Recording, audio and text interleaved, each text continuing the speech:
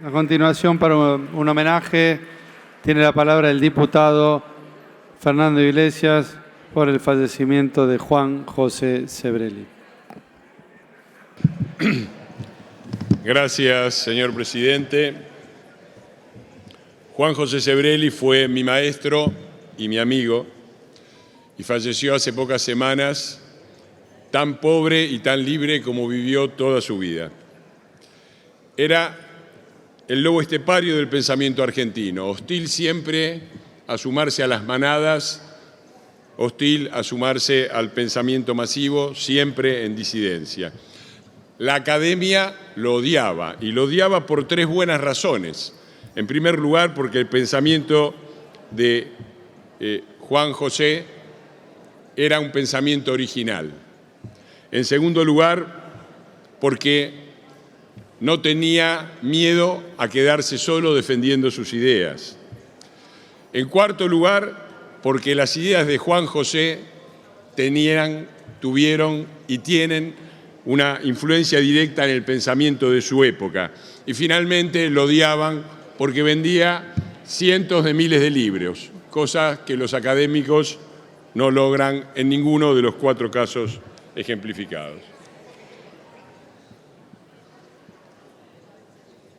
Voy a sostener una idea teñida por el afecto, que es que Juan José fue el pensador más importante de las últimas décadas argentinas. Yo lo descubrí en los años 80 y en los años 90 con dos libros de enorme actualidad. Uno referido al universo político argentino. Por favor, presidente, si es posible. Uno referido al pensamiento argentino, los deseos imaginarios del peronismo. Otro referido a la situación mundial, el asedio a la modernidad. En ambos libros y con gran anticipación, Juan José describe, por un lado, el que considero, y creo que se ha demostrado a lo largo de los años, el principal problema del desarrollo argentino, que no es económico, que no es cultural, que es la existencia de una fuerza organizada que se ha opuesto sistemáticamente al progreso de nuestro país.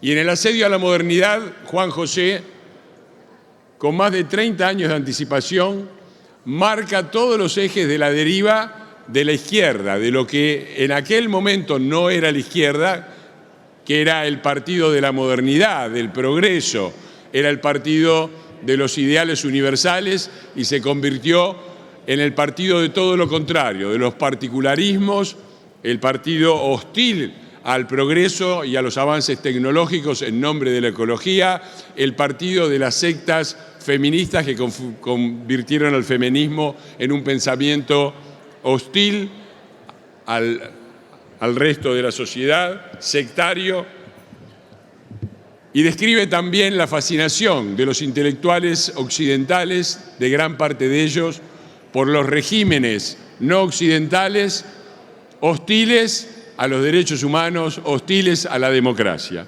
Toda esa gran deriva que ha hecho que la izquierda sea absolutamente contraria a sus pensamientos originales, que eran los de libertad, igualdad y fraternidad para todos los hombres, están descritos con enorme anticipación en el asedio a la modernidad.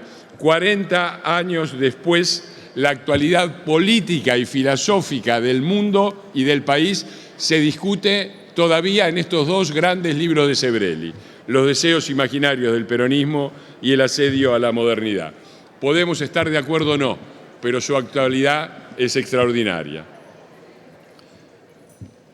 Me considero un discípulo de Juan José, un discípulo heterodoxo como deben ser los discípulos. Teníamos grandes desacuerdos, yo no compartía su amor por Sartre y la filosofía francesa, ni su veneración por Hegel, todo lo contrario. Pero sí compartimos nuestro acercamiento a diferentes líderes políticos en los diferentes momentos que atravesó la Argentina en las últimas décadas. En primer lugar, a Carrió, cuando era la principal líder que se oponía al peronismo kirchnerista en soledad, como lo estaba generalmente Juan José. Después, en el apoyo al gobierno de Cambiemos el presidente Macri, después en el apoyo a la candidatura de Patricia Bullrich a la presidencia de la Nación y no compartimos la visión sobre el actual presidente de la Nación. Él era mucho más crítico que yo, pero en general hemos tenido una coincidencia muy larga de principios y de ideas. Recuerdo que durante muchos años nos había dicho a los amigos que la vida después de los 80 años no merecía ser vivida y que él ya tenía todo listo para aplicarse la eutanasia. Pero después cumplió 80 años, no cumplió su promesa y se aferró a la vida con entusiasmo y con desesperación, diría. Y nos dejó un último legado, un gran libro escrito junto con Marcelo Joffre, Desobediencia civil y libertad responsable. Lo escribió en el principio de la pandemia, cuando muchos, y yo me incluyo, teníamos grandes temores desde el punto de vista sanitario y aceptamos, por lo menos inicialmente, una agenda restrictiva de las libertades que él siempre despreció y criticó.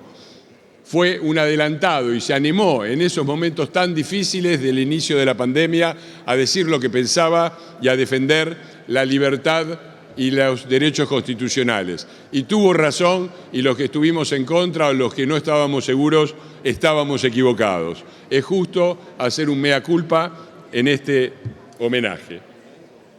Se quedó solo en aquel momento, pensó solo, vivió solo y terminó acompañado por unos pocos amigos y discípulos en un universo antisebreliano. Lo velaron en una sala velatoria cuyo nombre era Juan Domingo Perón. Y al día siguiente estaba preparado a retirar su cajón a las 11 de la mañana y nos tuvimos que ir a las 10 porque estaba la Marcha del Orgullo Gay.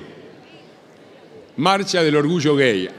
Él fue uno de los pioneros, él fue homosexual públicamente dicho, lo sostenía públicamente, formó parte de los primeros movimientos del Frente de Liberación Homosexual, en los años en que eso no solamente no daba rédito político ni cargos en el Estado, en los años en que eso era ganarse el desprecio de la mayoría. En aquellos años, Juan José fue un referente de la lucha por la igualdad de derechos de las minorías sexuales.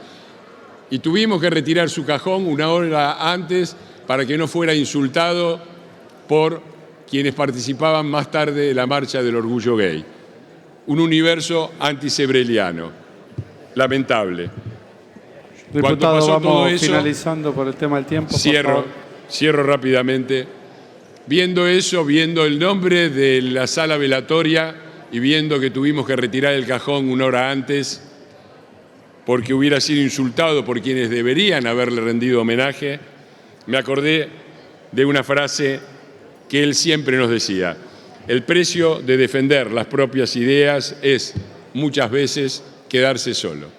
Un gran homenaje a Juan José y un gran abrazo al que, repito, creo que fue el principal pensador de las últimas décadas de la filosofía y la política argentina. Gracias, señor presidente. Muchas gracias, diputado Iglesias.